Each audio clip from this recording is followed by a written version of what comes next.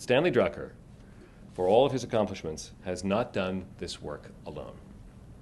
And thus, it is my pleasure to introduce to you now Mrs. Stanley Drucker. Naomi Drucker is with us today.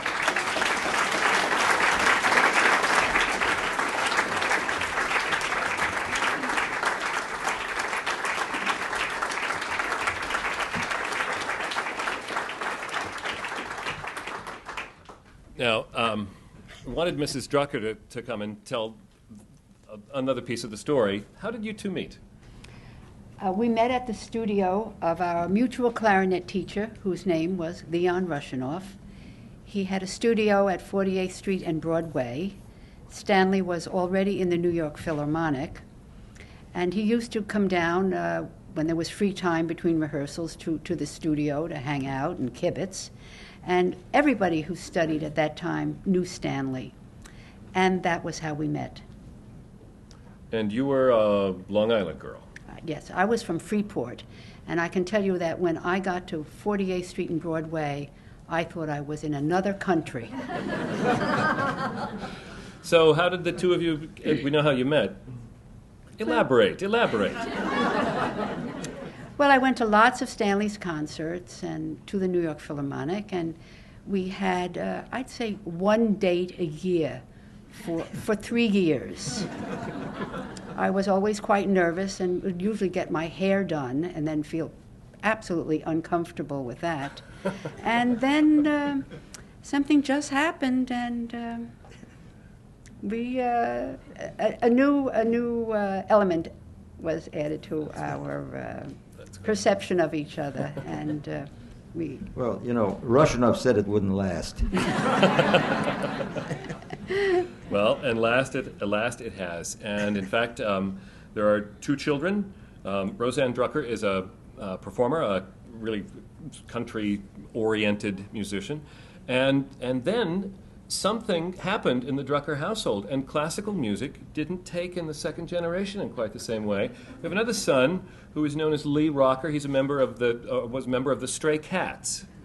So that's a pretty unclassical music-oriented situation. How did that rock and roll situation go over when he started to become interested? Well, you know, he started on the cello, but quickly found what he really liked. Right. And was that music that you had in the house before, or did your kids bring it in? No, we really didn't have rock and roll going on our radio. But WQXR. Thank you, sir. Only. Stanley Drucker never misses a cue. But our son and daughter knew that they were free to find their own way. And I think with the 2 sort of powerful parents, they were very smart to get into the music of their time. And we were the only people who would allow the rock band to rehearse anywhere. So they rehearsed in our garage for years, and our neighbors were very accepting of that. I asked them, please, never to call the police. And if they would call up, the minute they couldn't stand it any longer, we would bring the music to a stop. And both our kids were very talented, and we're very proud of what they've done and enjoy their work very much. That's great. Perhaps you know that Mrs. Drucker has had her own wonderful career as a clarinetist, as a performer, a chamber musician, and a teacher at, forgive me, at Hofstra University, right, yes. On Long Island. So they've had quite a musical partnership going for quite a long time. And I want to ask just a couple of more questions about the non-musical life. Who was the boater? Did you love boating? Did you love boating? Well, her father was the one that taught me. Is that right? Well, he was a really good boater. He knew something. You see, I was a complete novice. But just like on the clarinet, I'll bet. He learned quickly. Well, you know, we cruised with them on our small boat. They had a bigger boat, and I learned by following him. And when did you get the nani? Is that what it's Noni. called? The noni. Forgive me. That's her nickname, childhood nickname. Well, we had this is our third boat. we had an old wooden boat that sort of looked like the wreck of the Hesperus. But when the kids were little, we took it all the way to Montreal through the Hudson and the Champlain Canal and Lake and the Richelieu River and the St. Lawrence River, and only broke down 4 times. And we made it back. But and we've had 2 more modern boats since, but nothing big. Our boat's 30 feet, 10 foot wide. You know, it's nothing special. It's just lucky if you get there.